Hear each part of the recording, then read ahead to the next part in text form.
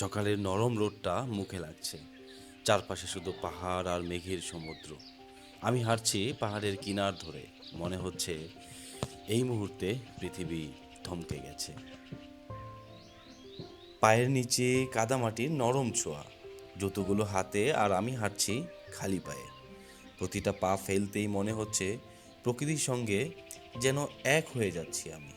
একটু আগেও সূর্যের আলো ঝলমল করছিল, এখন মেঘ এসে ঢেকে দিয়েছে সব। এই মেঘগুলো যেন ছুঁয়ে যাচ্ছে আমাকে নরমভাবে, নীরবভাবে, ঠিক কোনো পুরনো বন্ধুর মতো। পথটা শেষ হতে না হতেই দেখা দিল ছোট্ট এক সীমানা, একটা কাঠের সিঁড়ি পার হলে অন্য এক জগৎ। সেই পাশে অপেক্ষা করছে শান্ত নীরব এক গ্রাম, আর গ্রামটি হলো সাউদাংপাড়া। গ্রামটা ধীরে ধীরে জেগে উঠেছে নিজের ছন্দে। দূরের ওই পাহাড়গুলো মেঘে ঢেকে আছে, আবার হালকা হাওয়া বইলেই সেই মেঘগুলো সরে যাচ্ছে। ঠিক এই যেন প্রকৃতির নিজস্ব খেলা।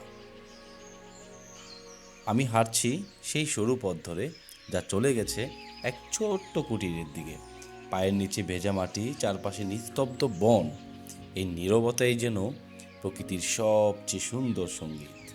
এখানে সময় থেমে যায় না, বরং ধীরে ধীরে বয়ে চলে একটা মায়াময় ছন্দে, যা কেবল অনুভব করা যায় কথা দিয়ে বা ক্যামেরায় আপনাদেরকে বোঝানো যাবে না। ছোট ছোট কাঠের ঘরগুলো, ঘরের সামনে রাখা আছে বড় বড় হাঁড়ি। বৃষ্টির পানি জমে তাতে। একটা ছোট্ট ছেলে কৌতূহল ভরা চোখে তাকিয়ে আছে আমার দিকে। পিছনেই একদম চুপচাপ হেঁটে আসছে একটা ছোট্ট কুকুর, যেন ও আমার এই যাত্রার অংশ হয়ে গেছে। আমি এগিয়ে যাচ্ছি আরেকটা গ্রামের সীমানার দিকে।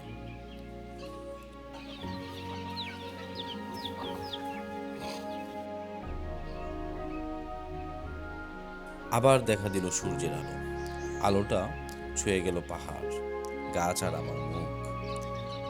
মনে হলো প্রকৃতি যেন নিজেই শ্বাস নিচ্ছে তার নিজস্ব ছন্দে।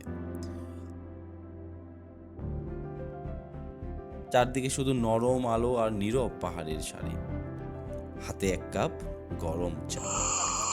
এক চুমুক দিয়েই মনে হলো এই মুহূর্তটা হয়তো স্বর্গের কাছাকাছি।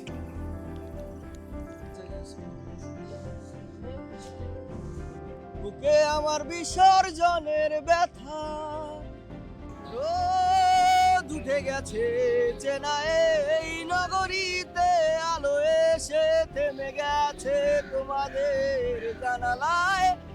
আনন্দ হাসি মুখ চেনা চেনা সবখানে, এরই মাঝে আমাদের ছুটে যাওয়া দরকার। তুমি চেয়ে আছো তাই আমি পথে হেঁটে যাই, হেঁটে হেঁটে বহুদূর যেতে চাই। তুমি চেয়ে আছো তাই আমি পথে হেঁটে যাই, হেঁটে হেঁটে বহুদূর যেতে চাই। Thank you.